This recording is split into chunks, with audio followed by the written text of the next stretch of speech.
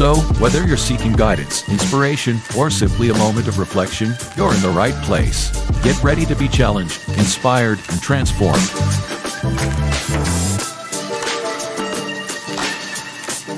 And now, to guide you through this journey of discovery, please welcome your host, a visionary leader and a true catalyst for change, Dwayne Dwyer, but we affectionately know him as the Mindset Coach. Good evening, good evening, good evening. We are the Hearts of Men, and with me I have the coach, the Mindset Coach, Dwayne Dwyer, also son of Timothy. I don't know if I'm going the right direction. And he's also known as the Available Man, and I am Poor Man's Dr. Phil, otherwise known as Mr. Shift Happens. It's been a minute. How y'all doing, fellas? I'm doing good, bro. It's good to see you back. You know, live and in living color. Got my tan and everything. Yeah, man. Likewise, it's good to have you back. I'm doing well. Great week. But like always, I look forward to these Fridays, fellowshipping, talking with my brothers, and talking with the livest chat and social media. So all is well, man. I'm good. I'm good. How about you?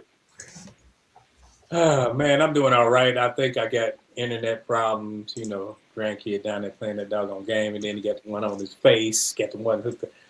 I'm just going to start snatching stuff out the wall. I don't know.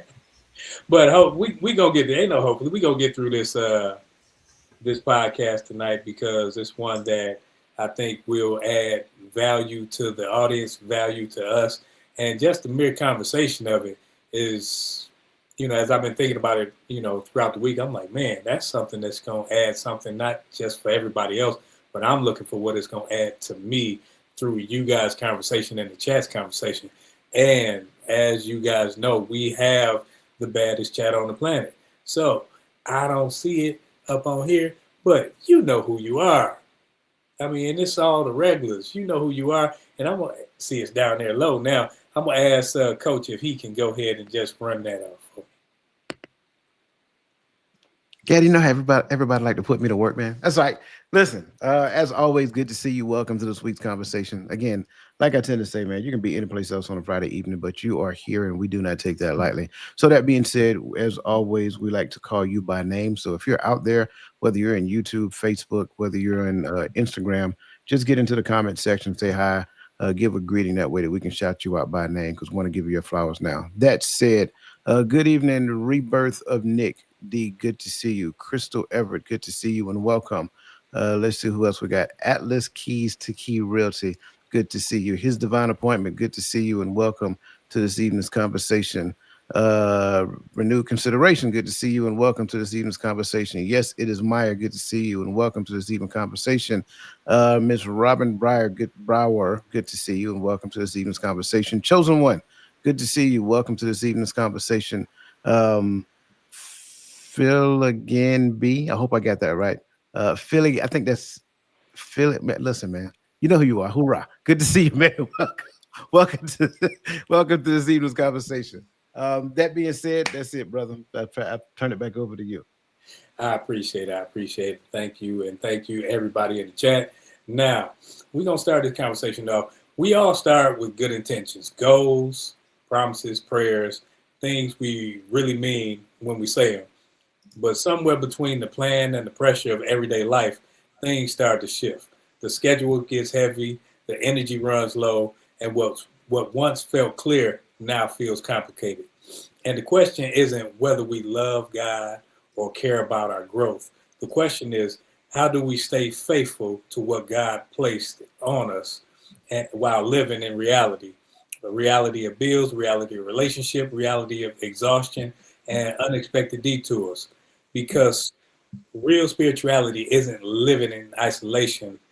It's lived in traffic, at work, in family, in conversations, and in the quiet moments when no one is watching. And if we're honest, most of us aren't struggling with sin as much as we're struggling with sustainability. So today we're talking about how a person sticks to their goals while adapting to an everyday life, how faith stays firm without becoming rigid, and how discipline stays holy without becoming heavy, and how we walk with God without burning ourselves out. This isn't about perfection. It's about faithfulness in motion. So let's get into it. Let's dive right on into that first question. First question, why do we struggle to stay consistent with goals once real life happens?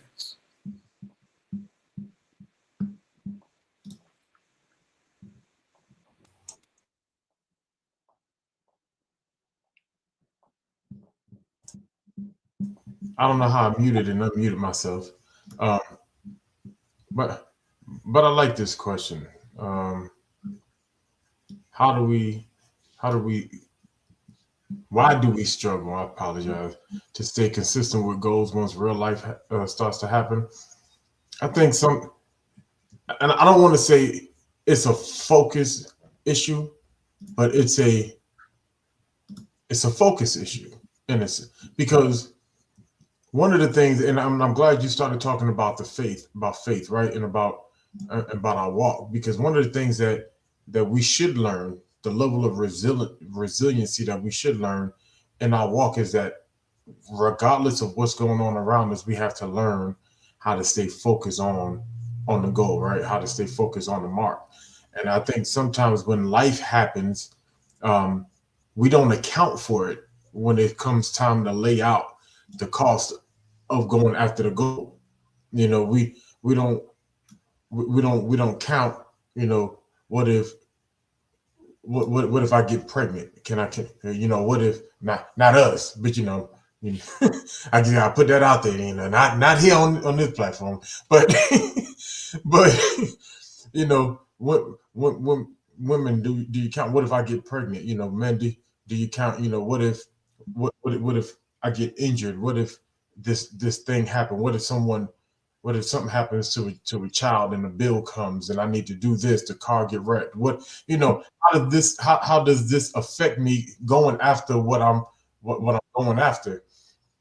And I think sometimes we tend to take a step back instead of recalculating how to continue moving forward with this, not in spite of this, but because this real life thing, this thing that came up, is a part of the journey, is a part of the mission.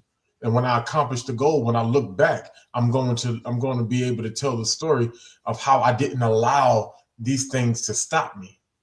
I didn't allow these things to hold me back. So I think, to answer the question, I don't think we count the cost from the beginning. And so when these unexpected things happen, it kind of freezes us in that moment.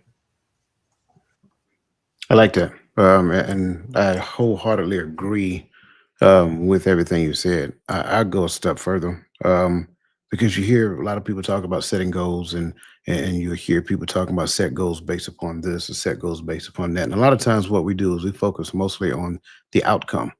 And we don't necessarily do the right thing as it pertains to setting goals or having systems surrounded around those goals and things of that nature.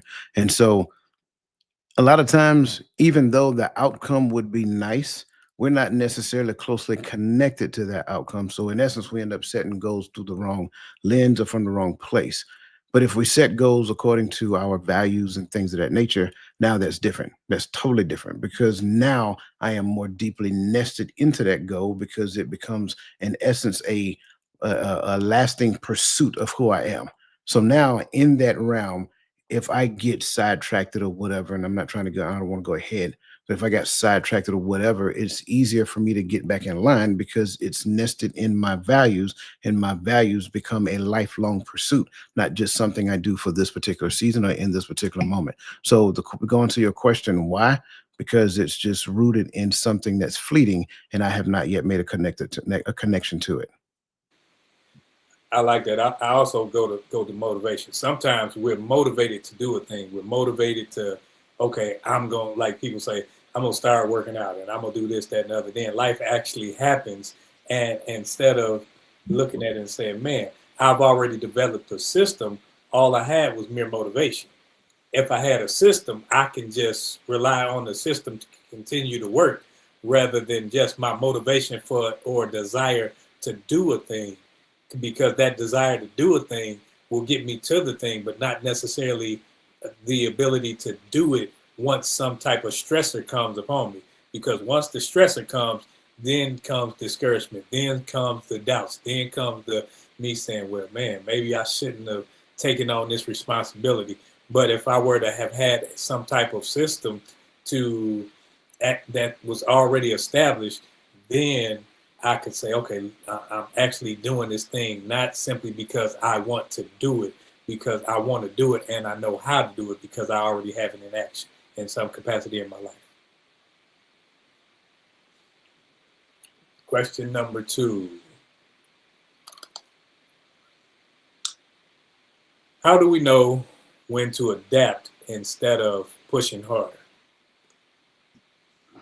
So going back to, and it's just me building off my previous answer, going back to having goals that are rooted in my values and my pursuits and during this journey of life.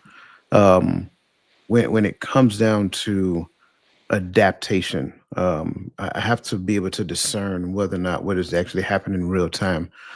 Is it a large amount of frustration? Is it, what am I experiencing in that particular moment? Is the things that I'm experiencing in time and space, is it giving me information that I need to pivot? Or is it just me going through the learning and growth of the thing that I'm in pursuit of? Because make no mistake about it, our goals is designed to make us the person that is destined to be the person to obtain the goal. I can't attain the goal right now based upon who I currently am. So now, as I'm going through each milestone, benchmark, whatever that looks like, it sharpens me as a person. It makes me better as a person. It makes me think better. It makes me, maneuver this space in a different fashion. But when we start looking at large amounts of frustration, we look at anger, we look at, discontent, disconnection from certain people. And don't get me wrong, disconnecting from certain people is not a sign of the need to pivot, right? Because everybody can't go where you're destined to go. But by that same token, it should not destroy relationships. I say it that way. It's okay to walk away from some relationship, but destruction is a whole different ballgame. However, I'm going back to the whole frustration thing. If it's a large amount of frustration, I have to be able to discern whether or not that frustration is something that is trying to teach me and move me from my spot in order to grow and elevate, or is it something that's trying to give me information real time that I'm going in the wrong direction?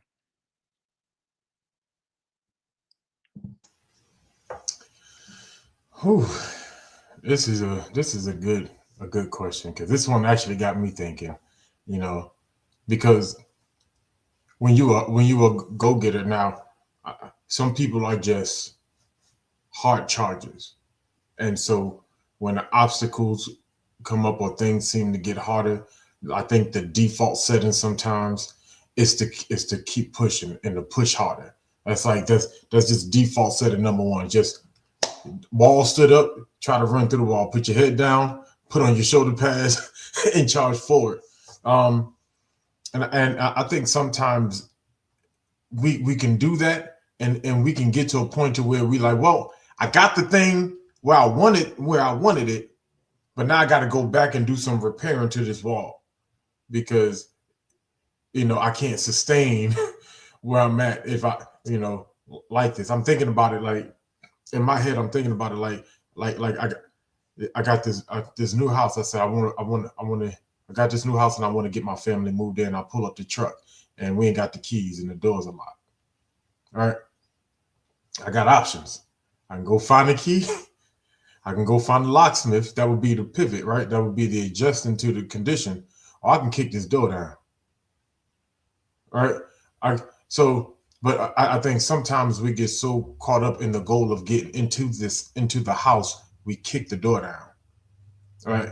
I think sometimes you have to ask the question: is pushing forward? Is it going to create a condition that I'm going to have to repair later, that'll cause this to become unsustainable long term, or is there another option that allows me to get back on course as if the problem no longer exists? Because if I go get a locksmith, change these locks, get new set of keys because we lost the keys and we can't get in the house. Now we continue to move forward. I don't have to go back and do no extra work. I ain't got to go buy no new door. I ain't got to get the side of my, I don't have to get none of that extra work done. I can just continue to move forward. So I think those questions got to be asked. And, another question is, do I have the skill to charge through this thing? Because I might have the skill to get into this door without breaking it down. So, but what does that look like? I'll pause there because I got a feeling it's going to grow some more.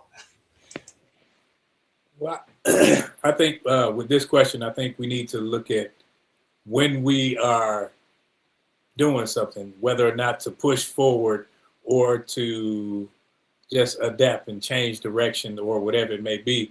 We need to look at what we're trying to accomplish. If it's producing fruit, stay where you are and push harder.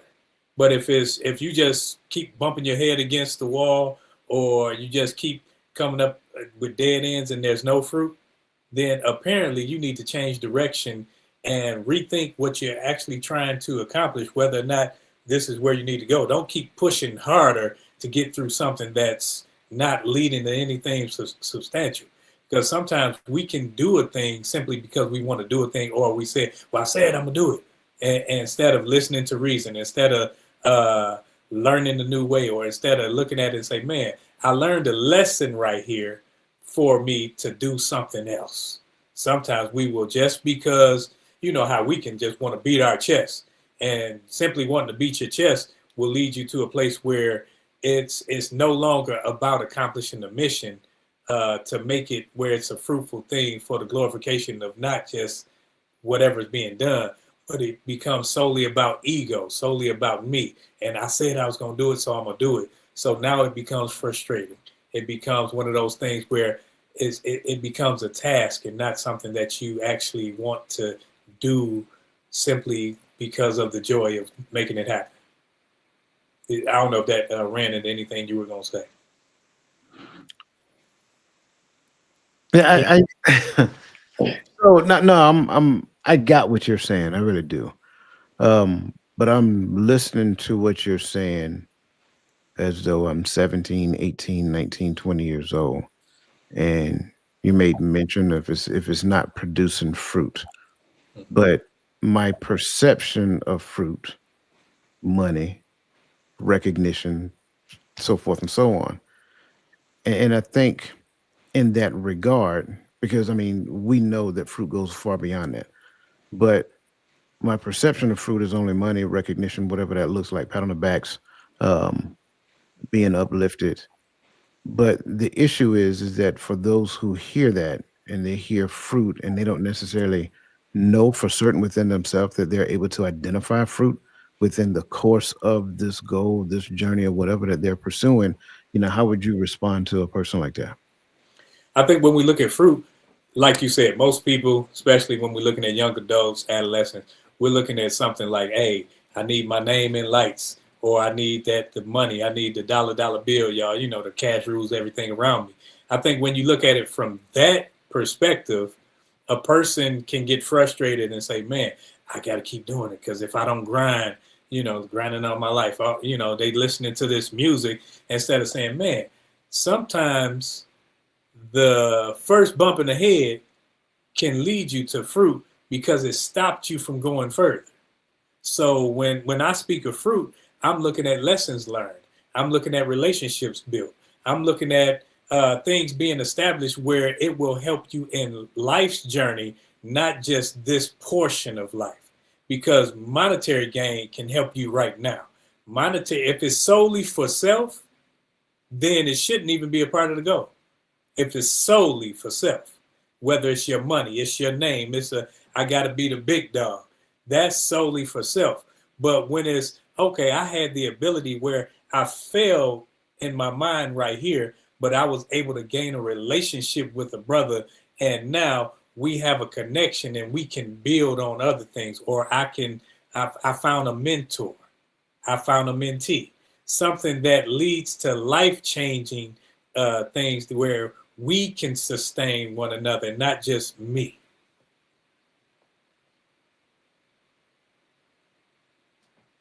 You Can you answer ask the question the way you asked it again, Coach? No, I said I was listening to him, and like I said, I understand what he was saying, but I was listening to him and imagining like me hearing him at the age of 17, 18, 19, 20.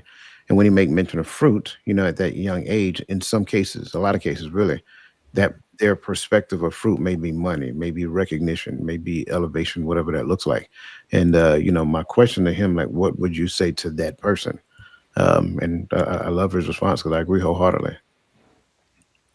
Yeah, yeah, and that makes sense. But I think when you're dealing with a lot of young people, the why sometimes is slanted. And I think even I'm not say young people, with young and old people, sometimes our why is slanted. And I think that's why sometimes also we come into like mental uh roadblocks, not just outward, things of life happening. Because sometimes I get on this train of doing the thing, and my why doesn't really align with where I'm trying to go as a person, right? And so now I have to readjust my why, which can sometimes readjust not just what I'm doing, but how I'm doing, how I'm going about it. So this may still be the goal, but my why changed. I want to I want to become an influencer because why? Because I want to make money and I want to be famous and I want my name everywhere. I'm gonna go about it one way, but when I stop and say, because I want to be a vessel, I have to change my why because the person I'm trying to be is not vain. So when that why shifts, sometimes that's the pivot, and sometimes it's here. So I like that. Sure, absolutely. And in most cases that come with maturity. And I don't want to just eliminate, that type of response from anyone else because generally a lot of times in most cases unless you have that right mentorship and guidance and upbringing to where you have a mature mindset at a very young age, then you'll get to the point to where you'll have that mature why at an early age and then you start that journey.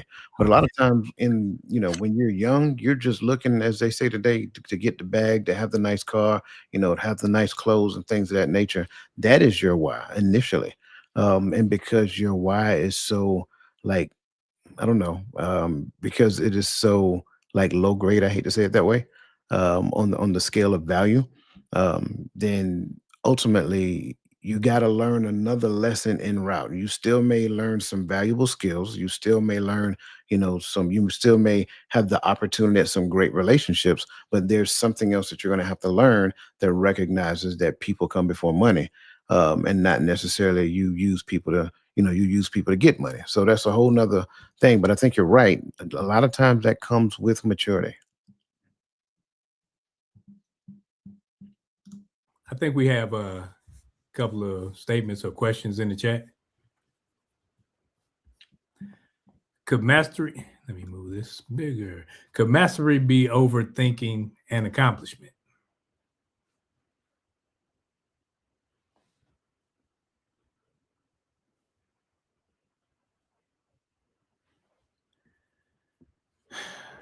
I feel for me at least, I'm in my coach moment in my head where I'm like, say more.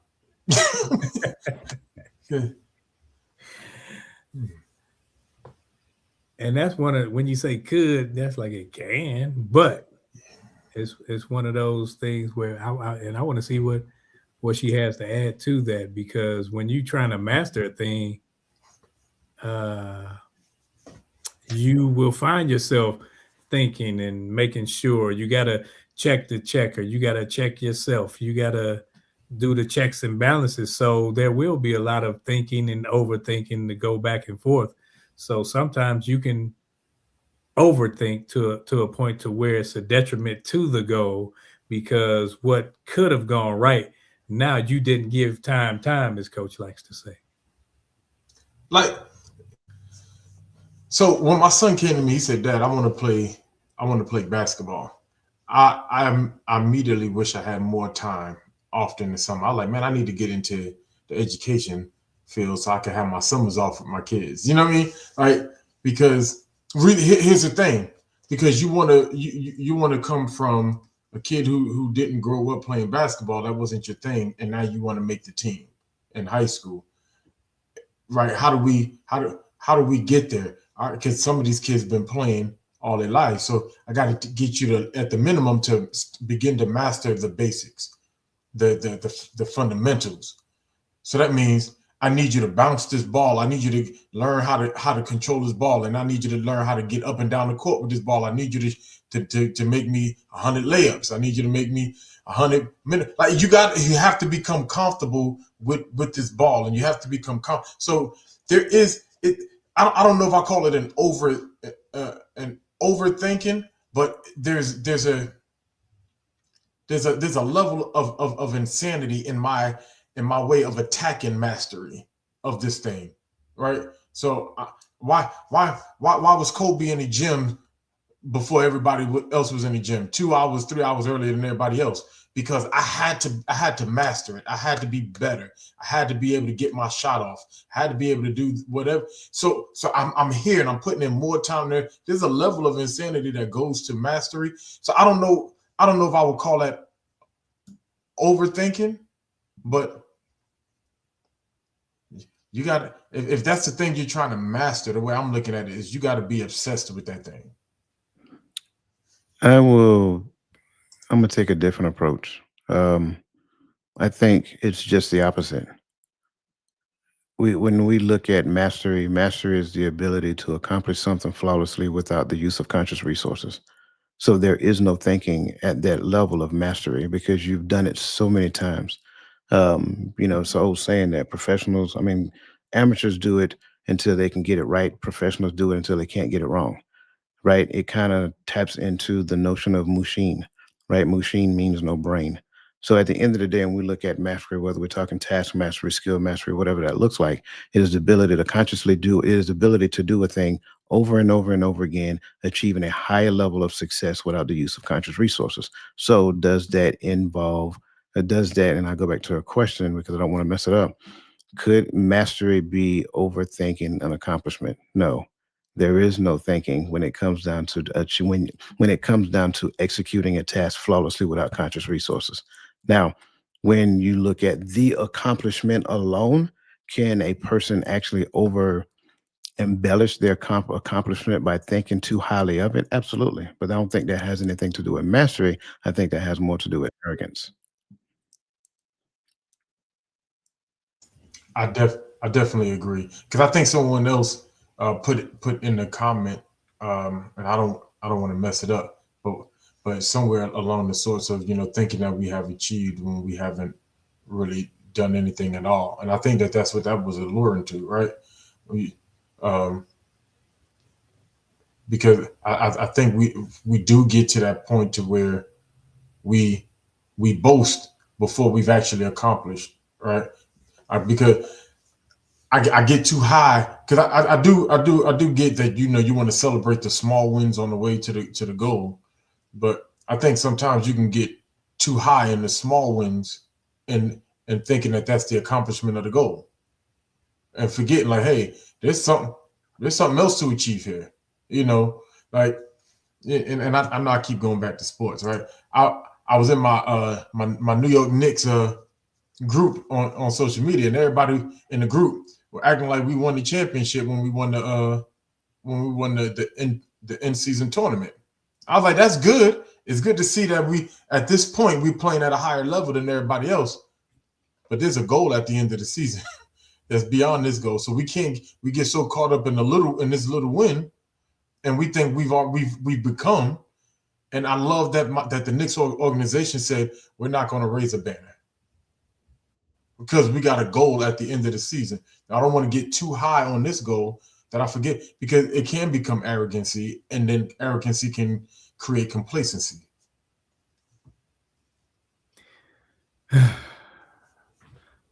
Make sure I'm heard. Okay. Now, did we get to that second question? Do we really adapt, or do we just think that we have achieved something when we really have not done anything? That's pretty much what you guys were just referring to. I think sometimes when And I think we've all been there where you feel like, hey, I've made it to, hey, at least. And then you get that when you get that at least, you get a that'll do attitude because at least, and then you can start looking at the next person and say, well, at least I'm not like that person. Both parties didn't reach the goal, but you're happy because you made it further along than the next person.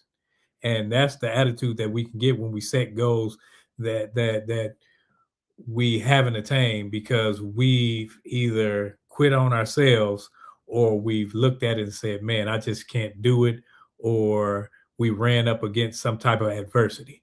When adversity comes, it doesn't mean that you should stop completely. Sometimes you have to, like all of us been there. Hey, they say, hey, take a knee. You got to take a knee right now.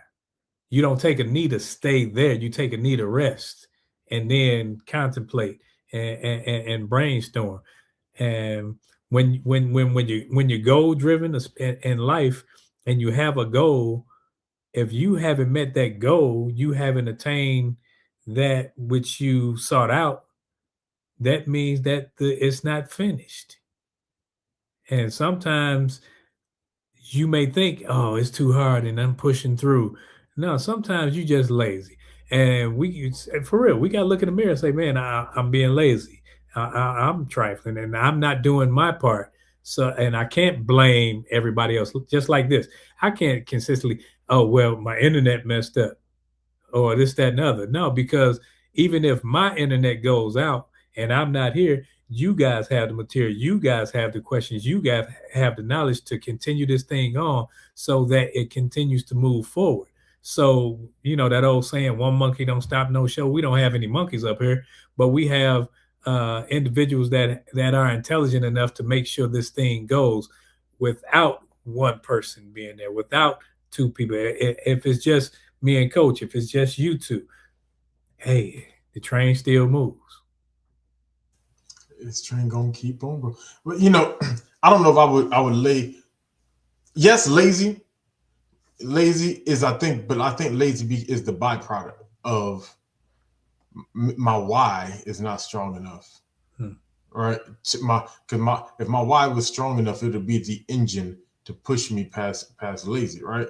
And what I mean by that is like my why does not out supersede my level of comfort right now, right? Because I remember when it came time when I was trying to get into the army and I was trying to get up out of that condition. I knew I wasn't a great test taker, but boy, I was at Barnes and Noble every day. I ain't never been in a Barnes and Noble in my life, but they had the ASVAB test thing. I was in there making copies of it because I wasn't buying the book.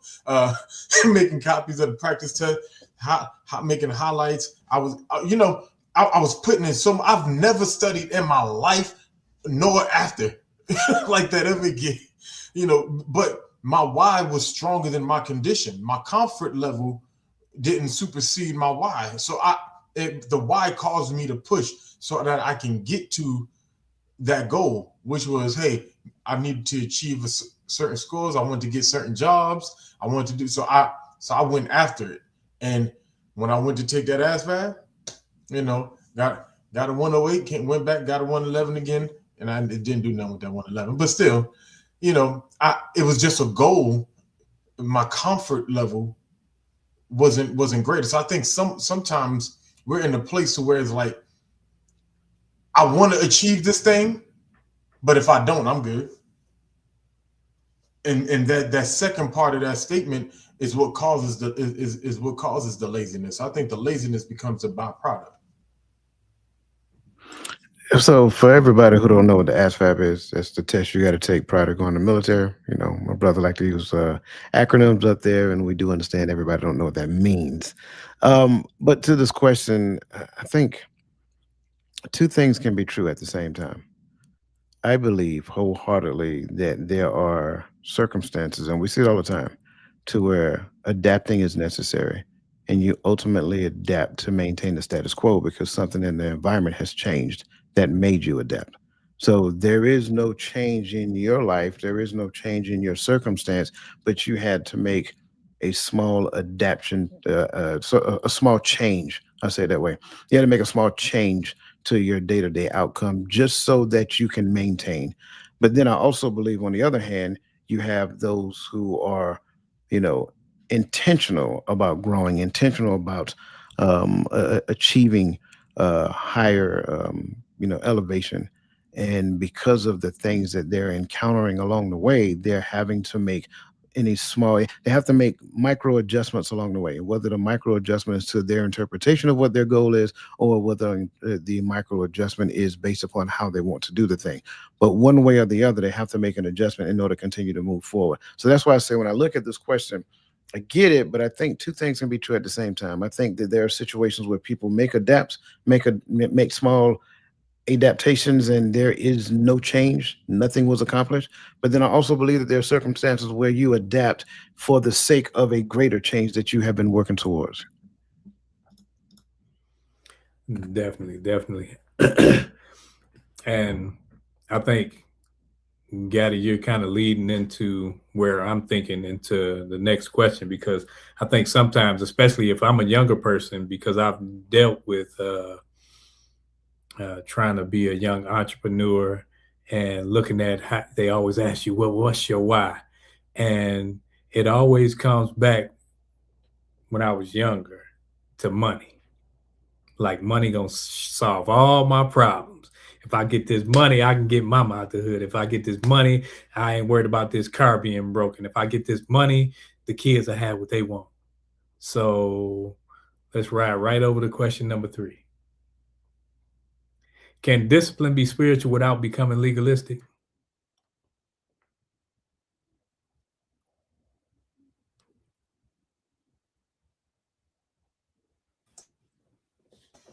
Rank it up again for me one more time. Okay. Without becoming legalistic. I tread carefully around that word, because everybody has a different marker of where legalistic starts, right? And so I think whenever we use labels like that, it it depends on where you lay your marker. Like, oh no, that's when it becomes legalistic. Um, but discipline is spiritual, period, right? The whole concept of walking with Him and is becoming more like Him, which means I have to become less like the world, which is discipline, because I didn't come to the Father overnight. I've adapted some things of the world in my daily living. There's some habits I picked up. There's some statements I make. There's some foods that I eat. Some things that I've done that I've taken from the world. And so now that I'm coming into this walk, shedding these things is a part of the discipline. When He begins to make you over and change your desires, right? Can you drop the desire to stick with times, and that's that comfort we talk about, right? Can we get ready to be uncomfortable? Because that's when the change happens. Like, I have to become uncomfortable with the things that I'm used to doing, so that I can begin to put on the things of the Spirit. And so, but you know, Romans 7 tells me that the law is spiritual. But so when we start talking about, that's why I'm saying, what are we talking about legalistic? Because is it just simply what's written?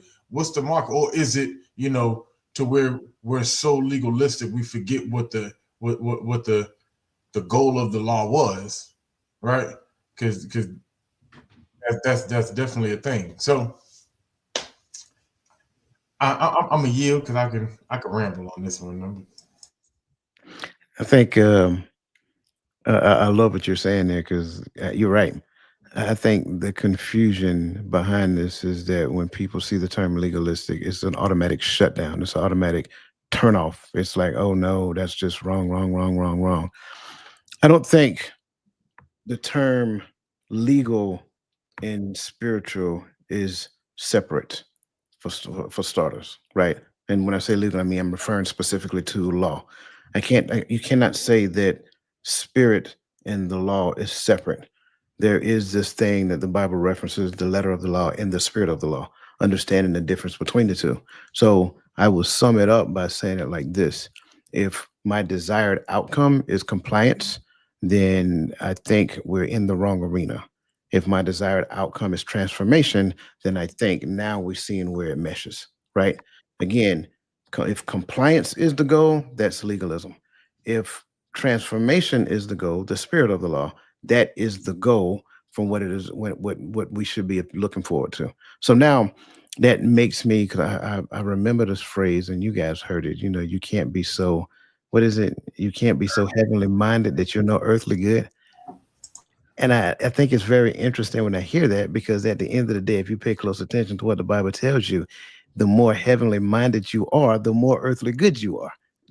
That's really what the truth is. So we'll mix things up and we'll say certain things because it sounds really good, but at the end of the day, the idea of that the law, like Gaddy said, the law itself is spiritual, but the issue is that I'm carnal.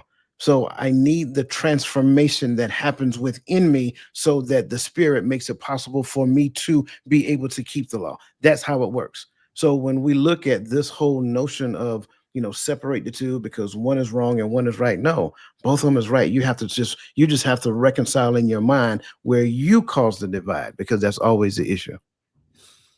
I'm glad you took it further, because I was, because that's where I was standing at. Like, so what? Because if we're just talking pure definition, that's exactly where I was standing. Like, the law is spiritual. So, but are we talking about that? We're so, because I think we get to the point to where we're looking at how the Pharisees were. So where it was no longer the law. You were saying what the law said, but what you were doing was not what the law intended. We were outside of what, like what you said, we were outside of what the spirit of the law was. And so now if that becomes legalism, that's legalistic, because you made the law seem like it was so harsh that I couldn't hold that yoke upon my neck, when he said his yoke is easy. See, I love where both of you guys went, because I think that being legalistic is fear driven. If I don't do this, or if I do this, like when I was growing up, because I was doing crazy things, my grandmother, she straight up tell you going to hell. Like, God, dog. So if I'm already going in my mind, I'm like, I might well go with a bang, So I think when it's legalistic, it's fear maintains it. Well, you better not do this. You can't do this. When people talk about what you can't do more than what you can do, it's because they're trying to push them and how they see things on you versus how you should, because there should be a growth and a maturation process. I shouldn't expect for a baby to be where an adult is. I shouldn't expect for them to eat the same things. But what we do is we say, well, this is what it says because we learned 2 things yesterday, so we're going to push it off on someone else. So, but when we say spiritual is loving, is kind, is understanding. So if you aren't, now, okay, let's talk about this. Let's try to grow together. But I'm not sitting up there agreeing with you in this thing, but I'm understanding enough because I've been there in some capacity, maybe not even the same thing. So with the question, I think the law and the spirit do connect. They are one and the same. I think the intent of the deliverer can be what makes it legalistic. And that's where if somebody came up to me, like I came up to Gary, I seen you with that pork chop. You over there, you eating all that food, you glutton. And, I start pushing off things of how I see it. Now I'm coming in judgment. I'm not coming in love. I'm not coming to lift the brother up. I'm coming in condemnation to condemn him to where I think he is not. And it's only showing where I am. That's why when Christ was writing in the dirt and he looked up, everybody was gone when he told them people to throw the rocks if you are without sin. And yes, I'm paraphrasing, but because none of them could stand and they knew it. So if they knew it, we can't sit up there and stand in judgment, even though we judge. We rightly judge by what he said. And I don't sit up there and judge to the point to where I'm sitting up there like, okay, like let me watch and see what got it. He ain't producing no fruit. It's not up to me. I'm not his fruit inspector. So I think that when we try to separate the two, that's when the legalistic part comes. But when we allow them to come together and marry, we see they merge and make a great union and a better offering for the both of us.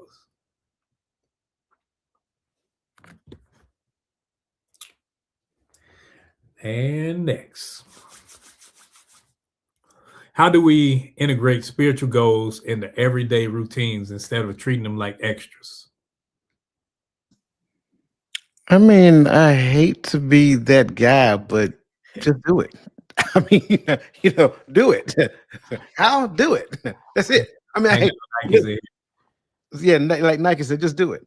I mean, make it a part, like make it a part of your calendar.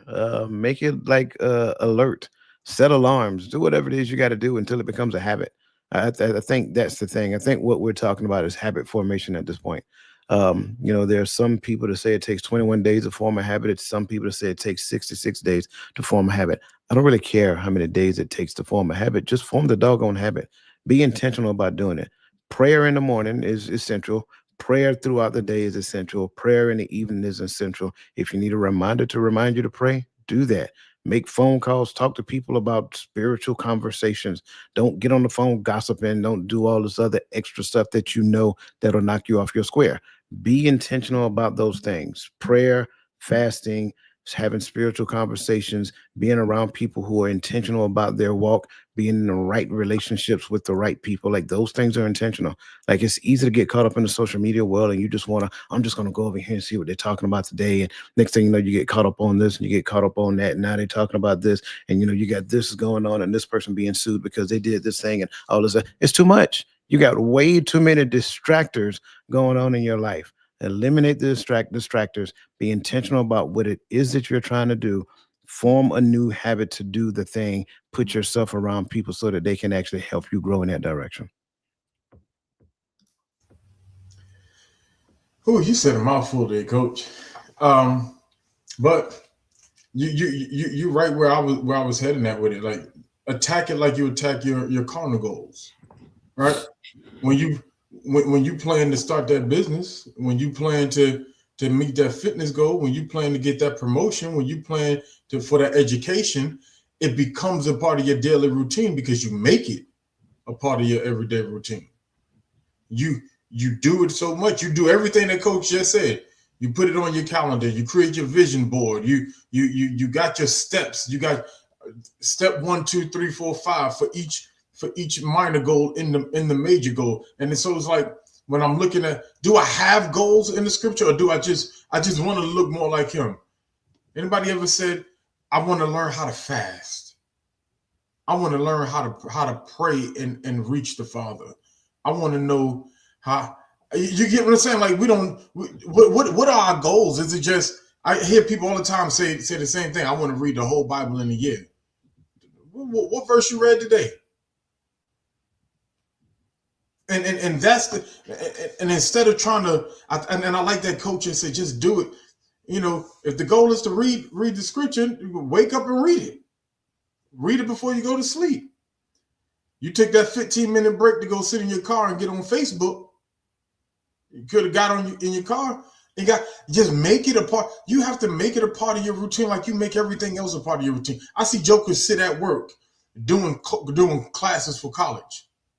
But you tell me you can't go online to blueletterbible.com. I know we ain't here trying to, I'm sorry, we're not promoting nobody, right? But and read the scripture while you're at work. You got time to do everything else? You ain't got time to read. Oh well, I don't. I'm at work and I don't want to waste it. Yes, you do want to waste your time. You just don't want to waste it on that. So if that is if your spiritual goals are interrupting your regular life, then my question is, how important are those spiritual goals to you? And that's even to myself. How are those spiritual goals important to me if they are an interrupter to my life? I think we need to stop framing our minds to think that there's a separation in us because we do it to ourselves. Spiritual goals instead of me saying, man, I'm a spirit being. So all of my goals have to be that way. So now everything that I do, now I'm trying to walk a certain way. I'm trying to talk a certain way. I'm cognizant about how I treat people. When I'm driving down the street and somebody cut me off, I don't flip them the bird. You know, it's like, and it's like that whole patience thing. People think that they're going to receive patience without some type of trials, without some type of adversity. But when you look at self and say, man, I'm a spirit being, so all of my goals are spirit led, are spirit in nature. So everything that I do is spiritual, not just when, oh, let me go ahead and put my hands up. Let me not laugh at what's the old boy hanging from the ceiling with the Christian Louboutins and stuff. I was trying not to say that, but that's what I was Right. talking about when I said the lawsuit. and that was, to me, it was hilarious. I'm like, yeah, he is exposing a lot of foolishness that's already been exposed, but people are mad because they're talking about it. But when you're spiritual, I'm not concerned about somebody else's foolishness or somebody else doing something, because I know that my intent is always to edify, always to be in that spiritual capacity. So I think that when we frame our minds from not separating the two of us, because once you say, well, I'm doing this and I'm spiritual and I'm doing that and I'm not, now what you're saying is that I'm a double-minded man, so I can do this on this hand and then I can do this on that hand. Just like I remember two preachers were getting into it, and then the one said, well, we can go across the street. He's like, what we gonna cross the street for? He said, because I ain't go do this. I ain't gonna say this on church grounds. I'm like, what, on holy ground? I'm like, what? Like, what? What does it matter? Go on and fight so I can see this. I ain't even have a phone back then. But no, but and that's my take on it. You redefine your goals as ways of being and not just things that you do. It's who you are. And once you do that, now it becomes your everyday practice. So now you have little micro things that you do to grow yourself.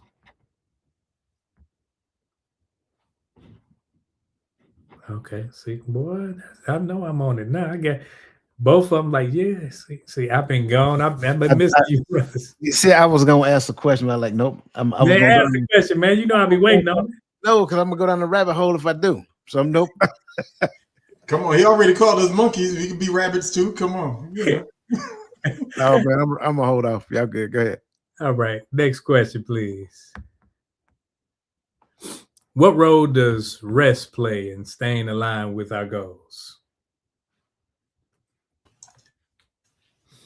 I think, unpopularly, I think this is probably one of the most important roles in staying aligned is learning when to stop and pause.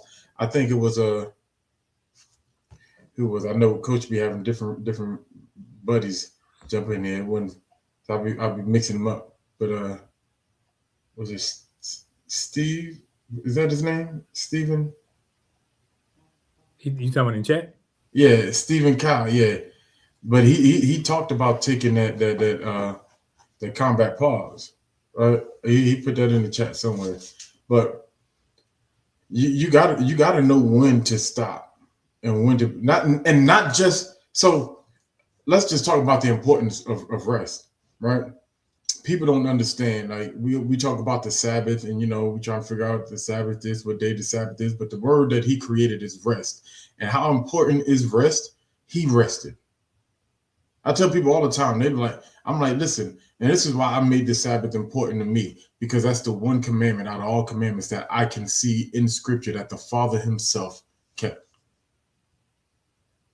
He kept it. First thing after he made all things, he rested.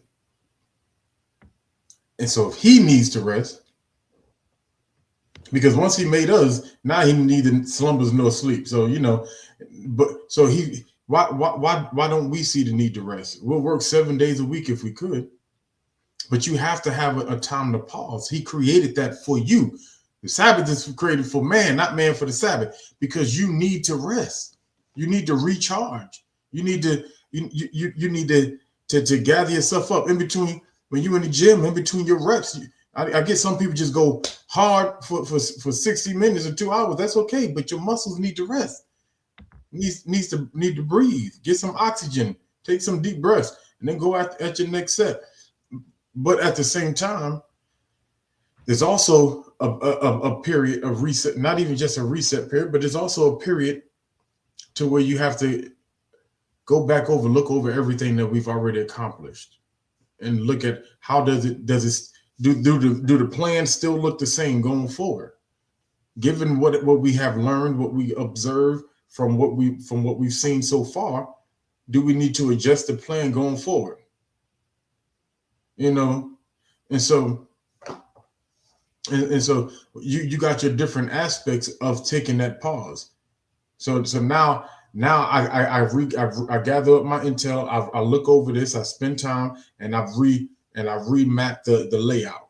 So now I can go back after this goal, not just with a refreshed mind and a refreshed body, but with a refreshed plan. But now I'm gonna let the expert go. I'm gonna let you go. I'm gonna sit down. Oh, no, I'm no expert here, bro. Not on rest.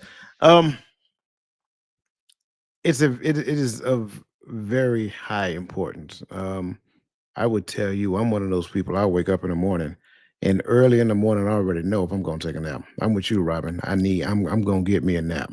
That's just what it is. I think a lot of times we feel like we're doing something wrong if we take a nap in the daytime. Take a nap. Take a midday nap, doggone it. Tomorrow, if you ain't got nothing else going on, you sitting home, be intentional. Take a nap. There is studies that show that when you have a proper amount of rest, and that's not 8 hours, y'all. It's a whole nother conversation I'm not going to get into. But as long as you have the proper amount of rest, you are more productive when you go to work, right? That does not mean stay up all night playing video games, watching the late show and all that other great stuff. That means going to bed at a certain hour and waking up at your prescribed hour so that you can do the prerequisites that you need to do to start your day. Rest is just as important as eating. I hate to say it that way, but that is the truth. Rest is just as important as eating.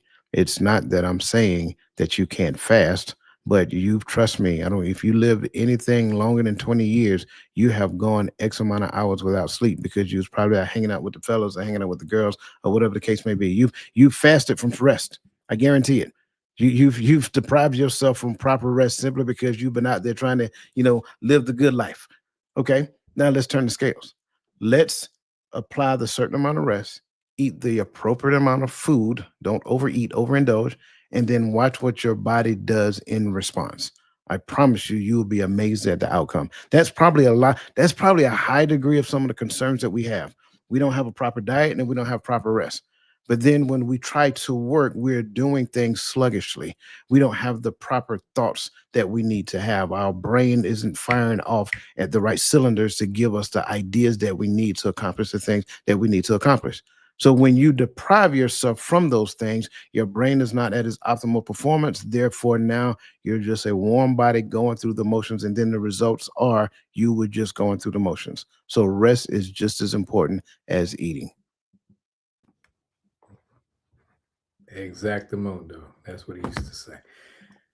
I think when we look at rest, like you said, I'm one of them people where it's like I fight naps like I'm a doggone kindergartner or something. I'm like, I ain't gonna do it. And then I sit in that chair and then I kick that chair back.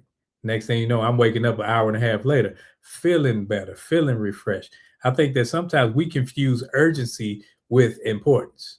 If I got to do it, I got to do it, I got to do it. Is it that important that you can't take a nap? Is it that important that you can't take a knee? I think sometimes we put ourselves in situations, as both of you guys just said, that if we were to have rested, we could have had clarity of mind. we could have been thinking properly. Because when you don't, when I was in, I think it was BNOC, we had like 48-hour operations or whatever. BNOC is basic non-commissioned officer course, but it's a military course when you advance and in rank. And we had 2 days where we couldn't sleep because they're trying to see how we would operate when we are sleep deprived. Because now you start making mistakes. Now you start doing things you normally wouldn't do, because now your thinking patterns are off because you're trying to keep up, but your brain wants to sleep, your body wants to sleep, and yet you have to keep moving. Sometimes we put ourselves in that state where I got to do it. I got to do it right now. Because I'm a person where 9 o'clock, 9:30, I'm going to bed. I don't care what nobody. Gaddy knows. Gaddy used to be talking on the phone. I'm asleep. Gaddy still talking. I wake up and go to bed. Gaddy still talking.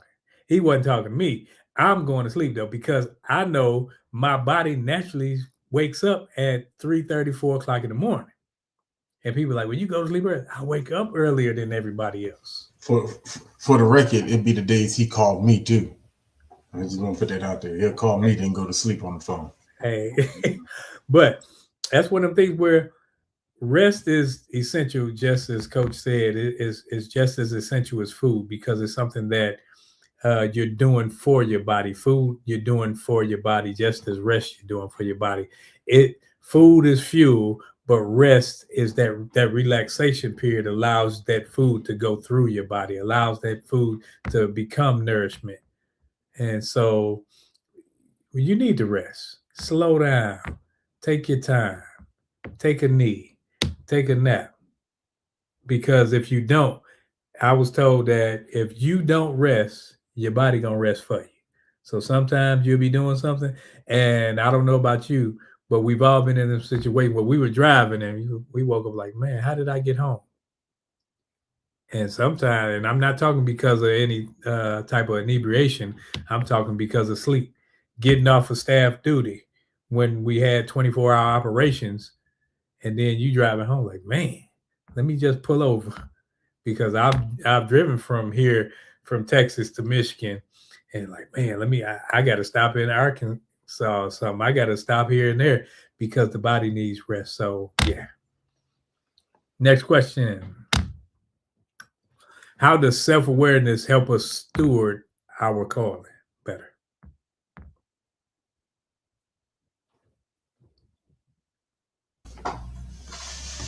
I jump on this one, man.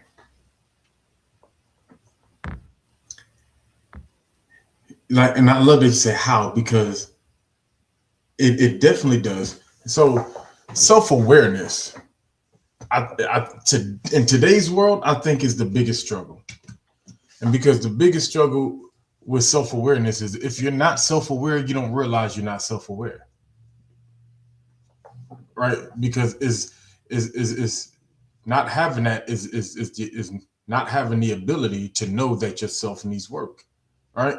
And so if I'm stewarding my calling, right, I cannot move into a calling assuming that I am already ready. So we say certain things that sometimes can be good, but at other times, depending on who's receiving it, can become bad, right? So we'll say things like, he don't call the prepared, he prepares the call. And so some jokers will say, well, this is something I want to do, and he prepared me, I'm gonna jump out there and do it. Now you know good and well. You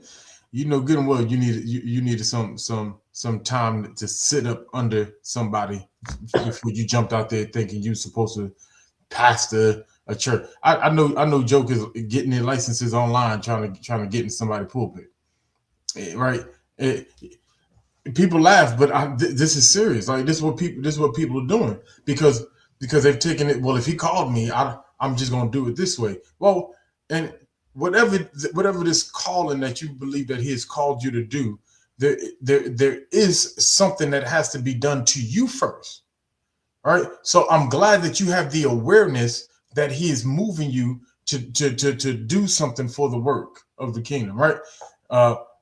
Now, what does that look like? Because here's the thing. If I move outside of preparation, I make the kingdom look bad.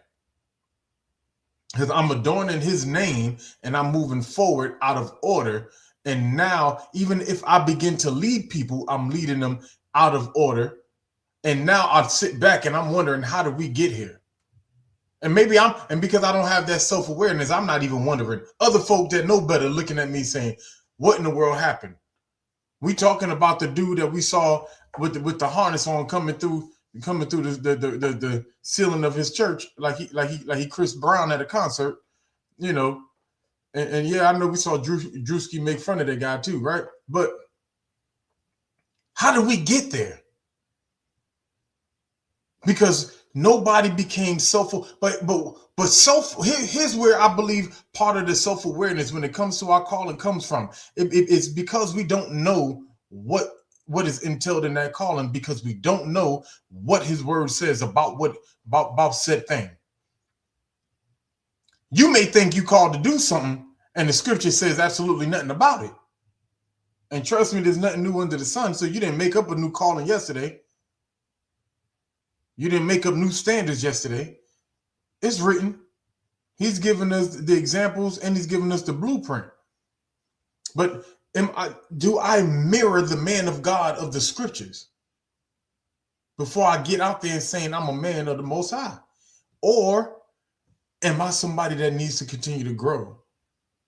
And so when we talk about self-aware, what role does it play in our stewardship? It is the role. You have to continuously continue to make yourself over. Right? Like Paul sits and said, I'm one who was born out of due time, because he had that he became self-aware. And then if you don't have self-awareness, let me just put it like this, just from the example of Paul, if you don't have self-awareness that you're not in alignment with what you think you're called to do, my question is going to be, did you even have that encounter first? Who called you? Because if your calling allows you to move out of order, who called you? I'll leave that right there.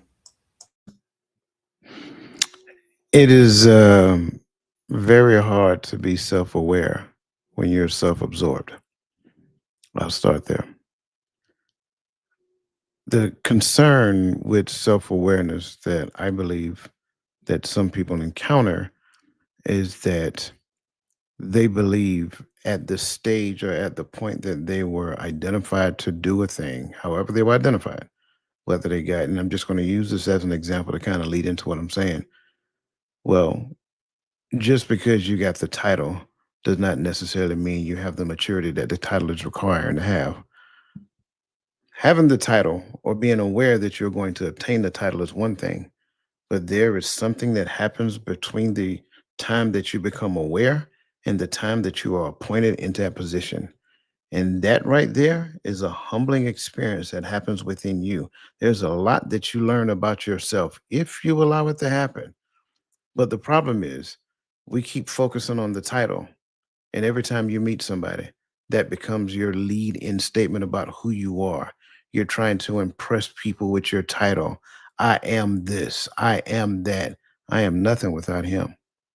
So when we look at this whole notion of self-awareness, and I think one of the most important words in that question is stewardship, which means that I have a responsibility to not only do the thing, not only do the thing well, but to actually create. You got to go back to Hebrews chapter 11, right? Everybody understand it, the faith chapter, right? Now, faith is the substance of things hoped for, the evidence of things not seen.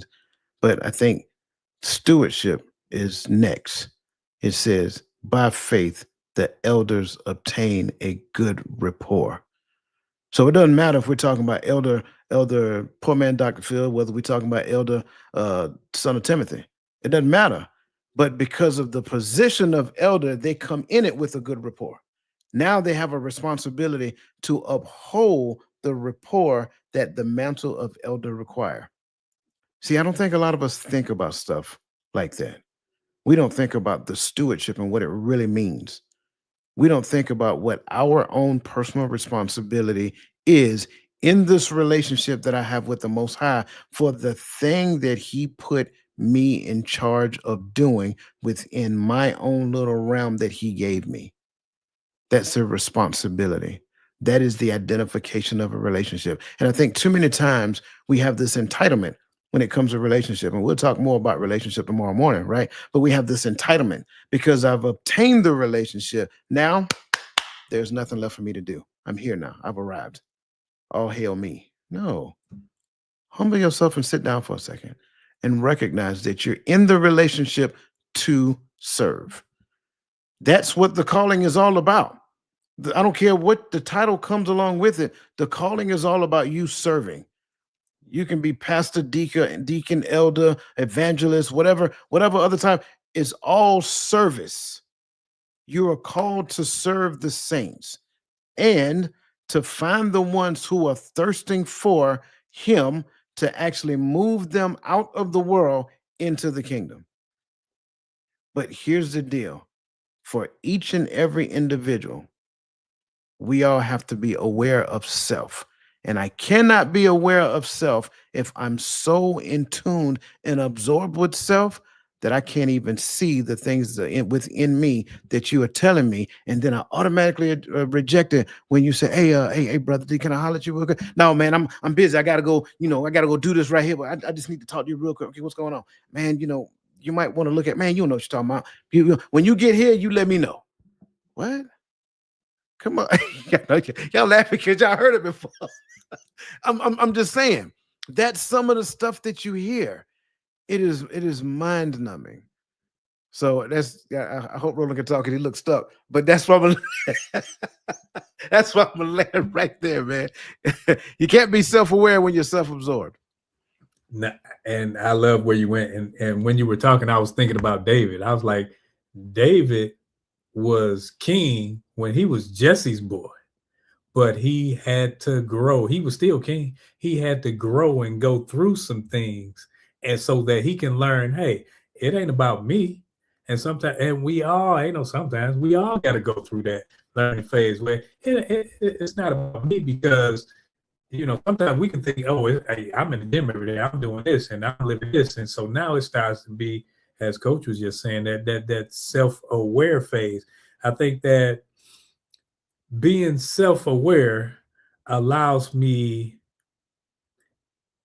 to focus on the goal, but my portion of the goal. Because sometimes we can say, well, it takes a village. Well, it's not your responsibility for everybody. And sometimes we have placed more on our backs. Well, I got to do this and I got to do that. And you keep saying all these I's, saying what you got to do. And it's on you and it can't move without you. And now you become that self-absorbed person because now in your mind, they can't move unless you make it happen. So we have to get to that point to where we look at it like our calling doesn't equate our capacity because our capacity is limited. And if I'm depending on me, I never sit up there and say, dang, let me sit down and say, hey, coach, I need to pray for me. Simple things. We won't even go there. Only that, hey, I need $100, coach. We'll go there. But when it comes to the things that matter, the things that's going to help build me from inside out, I ain't calling coach. He got too much going on. So now it's all about me again because I don't want to look weak. I don't want to look the part. And as coach broke it down, we're talking stewardship of this thing. That means I have a responsibility to manage it. It's not mine. I'm managing it. So I'm managing my time. I'm managing my efforts. I'm managing my study. I'm managing these things all for him. But I look at like, I ain't got time for that.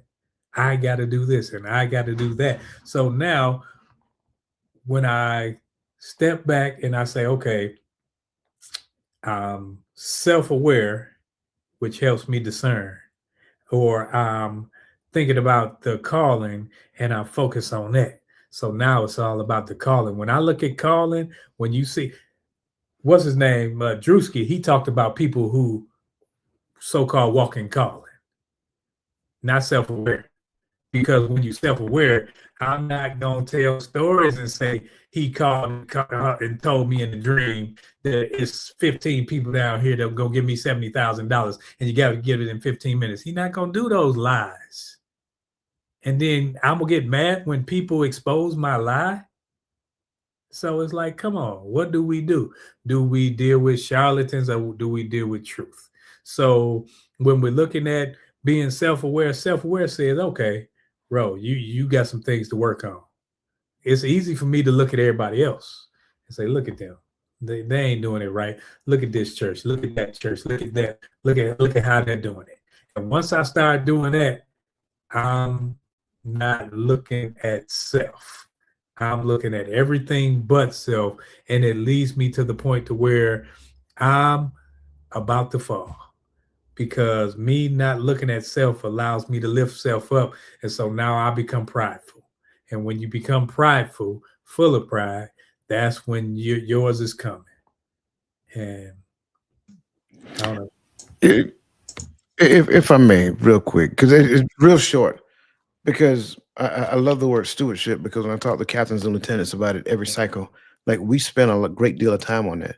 And I think something that we have to understand, like there is an apprenticeship phase, and then there is a, finally you've graduated, matured, and now you would be kind of like the master of said thing, per se, in so many terms, right? The apprenticeship phase is where you learned under somebody else on how to do the thing that you're supposed to be doing. Go look at Elijah and Elisha, right? You're learning under that person. But then when you move into it, you're still probably going to bring some of those things with you. But then that's when you grow into your own. That's why I am always, I'm always against when people say, well, do it your own way. No, you can't do it your own way. You have to learn the way to do it first. Then you can do it, right? But you have to learn the way. I say it again, you have to learn the way. Stewardship is all about making a thing better than what you found it. So now, just using the example of Elijah and Elisha, Elisha had a responsibility of elevating what Elijah taught him when he was in his apprenticeship phase. That's how stewardship is. So whoever you learn under, regardless of what that looks like, sure, at a later time, you can elevate it once you get into it. But your responsibility in that apprenticeship is to learn, ask questions, right? Then when you get out on your own, now the question that you ask to, you can call back and get wise counsel. You can pray and ask the Most High. And between the, you should be getting the same, flow. And then now you get the elevator. So that's what stewardship is all about. We think stewardship is all about just continuing. No, it's not continuing the work. It's elevating the work. I love that you said it, because it invites humility and teachability. That's simply it in a nutshell. Because when I'm humble enough to say, hey, I ain't got to, Gaddy always joke with us about our age difference and everything, but it's some things that Gaddy could teach me. So if I'm too humble, I got to be, hey, well, I'm my age and he's his age. What are you going to teach me? He can teach you something if he's living out what he's talking about. So it's not an age thing. It's a discipline thing. It's a, if he's stewarding what he needs, then I got to sit up and say, okay, can I receive correction without me crumbling, without me falling short, saying, man, well, forget it then. If I'm going to say forget it, then I was never in it in the first place. If correction come, when correction come, it doesn't matter high or low. It's correction. It's not, well, you can't tell me nothing. No, he can tell me something. So when we're looking at the stewardship part, when we're looking at the self-absorbed, I have to be self-aware so that I can look in the mirror and say, am I doing it right? Or if I'm not doing it right, how can I do it better? Who can I place in my life to help me get to where we are trying to go? Not because it's not me on the road by myself. I'm in a race by myself, but I'm on a road with others that are in this race by themselves with me. if that makes sense. Go ahead, yeah. Yeah, and I'm glad you kind of we went towards the end of that, because that's what self-awareness does for me. It allows me to see where I need to grow. I think the reason why we don't, I'm gonna look at you and I'm gonna see the carnal things that makes me look better and determine whether or not I can take advice from you. You know what I mean? Your beard might naturally grow the way it grows, right? But because I want a good healthy beard, I'm like, I'm not gonna go to Coach. I'm gonna go to Roe. But how do I know Coach didn't have the bald spots like I do back in the day, and fixed it? And Roland's his just always grew like that, right? But that's a part of my self-absorbedness, right? Because I want my head looking like that. I'm going to him. That brother didn't do nothing for that, right? Like, and I'm not saying he didn't. I'm just saying, but that brother didn't do nothing for that. His grew like that. I had to work to get my little scrubble, right? And so, but when I know what I need and I know what I need to do to grow, when I've actually taken inventory of my own walk and my own life, then I know where I can get my lesson from. When this young man walks up and begins to speak, I can hear and I can say, hey, he has something I need, because that's what I'm missing. It's exactly what he mastered. Let me go over here and talk to him. I've been driving for a little while, not for a long time, because some of y'all from the South been driving since y'all was 2. I've been driving since I was 19, right? And jokingly, but not joking, right? I've been driving since I was an adult, right? But there's a 22-year-old mechanic that just driving for 3-4 years that can teach me how to work on my car better. But if I don't know that I need to know how to work on my car, I'm not going to go to that mechanic. All right? So because I know what I need, I'm going to that man that has mastered it. And so I think that takes out that whole can't no youngin teach me, stop it. Get some help. but that to me, when I hear self-aware, that's where I go with it. Like I'm taking inventory. It's not just, I know this is what I'm called to do. That your self-awareness is not knowing what you're called to do. All right. Your self-awareness is knowing what you need to do to get there, to walk in that calling. Is knowing that you need that time as an apprenticeship to learn, to grow, to get the skills, to master the different arts. Right? You want to be a preacher. Oh, I was called to preach. Preaching is more than, you may know 1,000 scriptures. You might even know the Bible better than me. That's fine. And I'm not saying I know the Bible better than anybody, right? But that's fine. But it's the art of articulating what he's shown you, in that. Have you mastered that? Oh, you haven't. You get up there and you sound like you don't know what you're talking about when you do, but you didn't spend that apprenticeship time to learn how to articulate what you're trying to get across. That's a part of it. And there's a word for it, but I'm gonna keep moving. Next question, please. Try to run through this. What should we do if and when we fall off track?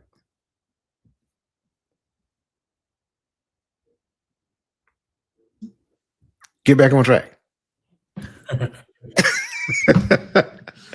Look, man, I'm not trying to be funny. I knew it. I can't listen. I wish this was a written test. I passed this one here all day long. I'm not trying to be funny. Get back on track. It's not if, it's when.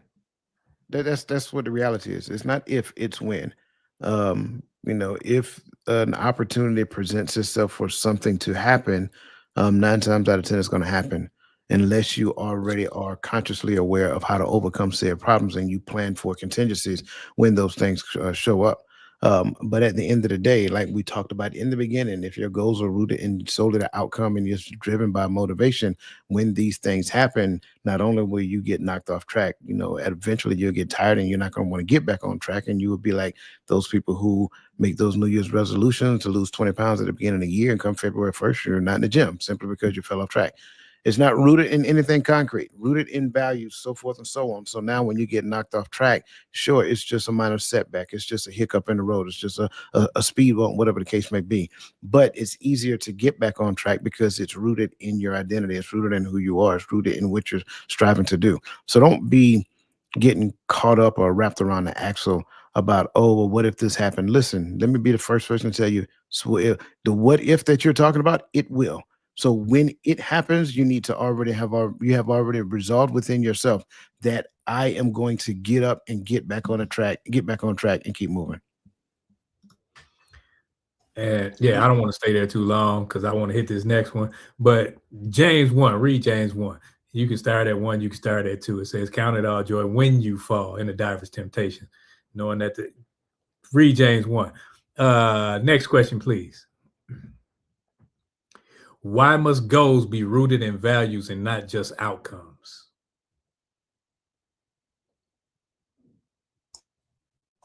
If they're not aligned with your values, you're going to eventually jump off track, right? You're not going to. So let me preface by saying all of the values that you call family values, or my grandmama, my mama taught me, are not your values if they're not in you, right? And so this doesn't go for people who will come around and say, well, I was able to accomplish this. That wasn't aligned with my values. They weren't your values. They were just something that you learned. It was something that, and I think what we do with values is sometimes, and same thing that people do with their relationship, with their so-called relationship with the Father, is it's convenient when it's necessary, and it's good when it's needed. But when it's not needed, it's a burden to them. And so how can I live my best life and hold on to these values that Big Mama taught me, that Granddaddy taught me? I have to let those values. And so I think that's what happens a lot of times. So if those are the values, those are the things you truly believe in, it's going to take a lot out of you to set goals for yourself that draws you away from those values. That if it's something that you truly hold dear, if it's the values you strive to live after, I can't set goals to go do this, and this is what I believe. This is why I tell people I don't think that these folk truly believe. I'm not gonna say I don't think. I know they don't truly believe, because you're not gonna tell me. And please don't get us counsel, Father. But you're not gonna tell me you know God designed for you to go jump on a pole so you can pay for college, and that was in God's plan. You don't believe. You ain't got. Stop playing with me. And you playing with the word. You playing with the Father. And every time somebody says something like that, I'll be wanting to say, you stupid. Because you want me to say something ignorant, because you said something ignorant. I know ignorant ain't the word, but I've been in the South too long. but that's, to me, that's really where I sit with that. If it's not in line with the values that you truly hold dear, it's going to fight against you internally.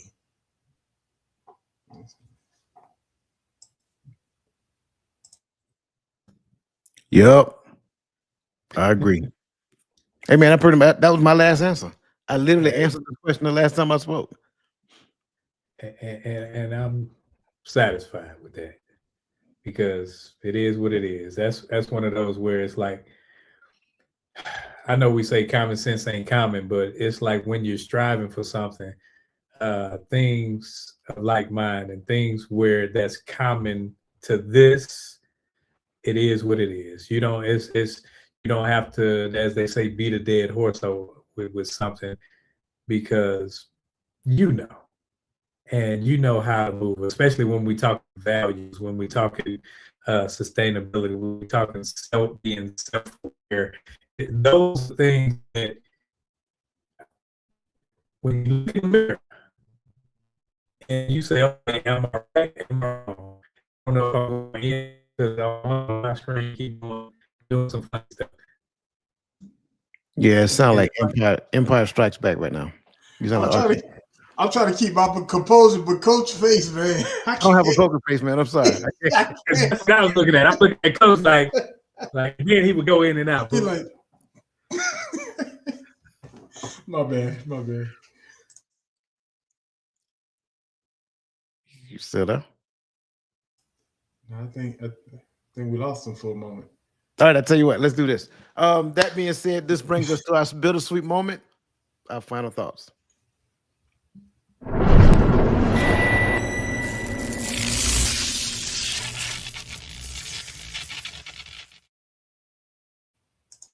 All right. As always, I greatly appreciate this conversation. When we look at the topic for this conversation is most people get this wrong about failing goals. I believe, first and foremost, one of the things that we get wrong about failing at goals is number one, the goals that we establish. I think we establish goals from the wrong place. I think we establish goals with the wrong outcomes. So, first and foremost, understand how to establish goals. That's number one. Secondly, I would say failure. You need to get in your mind, and you heard it tonight. Failure is not failure. It's just setback. It's just a minor setback, but most importantly, it is feedback. It is information that you need about yourself, about your system, about your process as it pertains to the goal that you're trying to accomplish. So again, remember, failure is not set. It's not a huge setback. It's just really feedback. Failure does not mean that you have a lack of discipline or desire. Again, recognize it as information, nothing more, nothing less. Success is also built on grace. That's key. Success is built on grace, not just grit. That's the other part, because I think sometimes we have this grinded out mentality. I'm gonna just put my nose down and just keep working hard and I'm gonna get there. No, there's a lot of grace that you're going to have to encounter. I didn't make it 24 years in the army just off of grit. Trust me when I tell you, there was some grace along the way. People who know me, they know. Last but not least, and I'm gonna leave this here, and I allow somebody else to chime in and leave some more. But consistency comes from connection, not willpower. You have to be connected to the right thing. You have to be connected to the right people. You may have willpower, and willpower may sustain you for a period of time, but it won't take you through the duration of time. And those are my final thoughts. Man, I appreciate that, Coach. Appreciate you, Ro, for this topic, for the questions that you hitting hard on this one. Most people get this wrong about failing goals. Is that you failed the goal. I think that that's something we get wrong. I don't think you fail the goal until you completely surrendered unto it. I do believe everything that Coach just said, right? That sometimes it's the outcome. And here's something that I always talk about when we talk about goals. Is for me, it's the pre-work, right? How much research did you do? I think sometimes, like Coach said, we map out the outcome improperly because we don't know what the outcome is supposed to look like. Once again, did I take on a mentor in this field? Or am I just good at what I'm setting out to do? Did I seek even if the mentor is not good at my craft, they may be good at the business aspect. Teach me about business, teach me about building infrastructure, teach me whatever that goal is, right? Teach me, I want to be a singer. Anybody ever taught you about about stage presence, about handling the entertainment world? Like these things, I must be able to, because I don't know what that outcome looks like. And so when I set this goal, the expectations are not realistic in that aspect. So I always talk about doing the work ahead of time. So because I did my work ahead of time, and now I mapped it out better, right? And I went after it, and I failed. Does that mean that I don't believe that failure is failure until I actually give up on the goal? Because what do I need to do is when I fail, I need to go backwards, observe what happened, and take all of the data, all of the research, all the information that I have about everything that I did leading up to the point of failure, so that I can go after and attack this thing again. I can make the proper adjustments. I have the lessons learned. The more that I do a thing, the more that I am into a thing, the more I learn about the thing, right? And so I made some people, I like to cook, but my food may just taste good for me and my family. When I make it for everybody and they don't like it, I'm listen to the reviews. Listen to what people saying. Listen to what, because now it's just beyond me knowing how to cook. It's me knowing how to cook for the public. So I'm taking in that data, that information, and I'm applying it to the thing that I'm doing. And then I'm going back after this goal. I never stop going after it, because this is all a part of the process. Failure is a part of the process. It's not failure. It is data collection. The first time you went after it, that was data collection. Now that you got the data, now we can readjust, and now we can continue to push forward after this thing. So when you look at the goals that you're going after and you didn't achieve them, you didn't meet the time marker, maybe you didn't need to put that time marker on it. Maybe you just needed to achieve the goal. Maybe you just need to obtain the information. And that's all I have on that. All right, got a text from Roland. He can't get back on. So that being said, listen, we appreciate you guys staying longer than normal with us.